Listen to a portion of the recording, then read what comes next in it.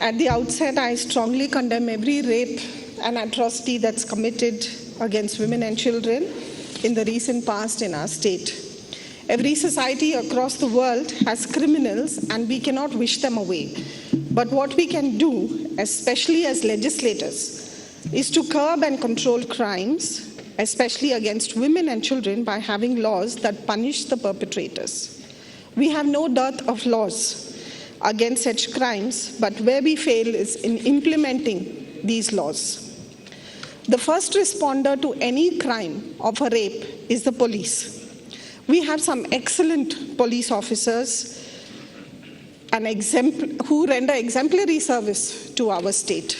But in the same breath, I have to very regretfully say that there are some police officers and police force who fail us miserably with their arrogance, high-handedness, corruption, and lackadaisical attitude, especially when it comes to women issues and women complaints. The police failure to register an FIR immediately is the first stumbling block in giving justice to women. I was on the committee with Mr. Ugrappa, which was constituted in the previous assembly. We had MLAs across all parties, we had ex-MLAs, ex-judges, women's rights activists, lawyers, and we traveled the length and breadth of this state. So based on that experience, I would like to share that this is one of the issues about registering the FIR first, which is a big stumbling block. Vital time and evidence is lost when filing an FIR is not done on time. Secondly, registering the case under the wrong IPC sections weakens the prosecution to convict the rapists, and so many of them get away scot-free. Finally, following due diligence in legal procedures for keeping evidence to face scrutiny of the law is of utmost importance. And many times, from our experience and finding out, they say that they have lost the evidence, the swab is not there, it's not available, and then they also pay the victims, and the conviction rate is so low, it's so low throughout the country. After a rape or atrocity is committed, the police, some of the media, and some leaders tend to blame the victim as to why she was at that spot, why she was out late, what clothes she was wearing. Statements like these from leaders trivialize rape and atrocities against women. No man has any right to rape a woman or a girl based on the clothes she is wearing. Some men expose themselves every day urinating on the streets. Do you hear of them getting molested? There has to be a paradigm shift in the way we treat men and the way we treat women. We can debate this at length, but due to paucity of time, I wish to quickly touch on 2 points from the Justice Verma Committee report. One of the recommendations, he says, is that a rapist doesn't take to the crime instantly.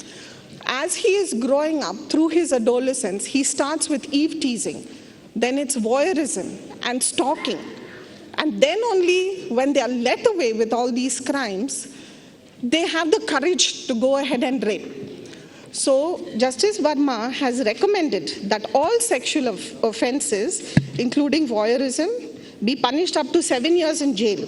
Stalking or attempts to contact a person repeatedly through any means up to 3 years. We let away these small crimes even in colleges of eve-teasing. So this is where boys get emboldened that they can take it to the next level and still torture women.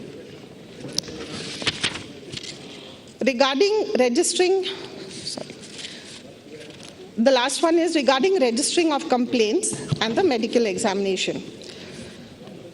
I very respectfully disagree with Dr. Sudhakar's statement that the victim might not have been in the frame of mind to give a complaint.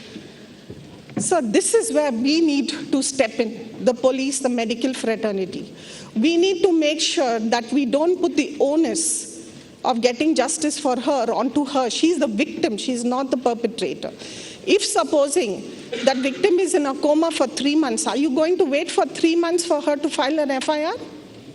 These kind of statements please do not make it, because it defends people and it lightens the impact of what comes out of a leader's mouth.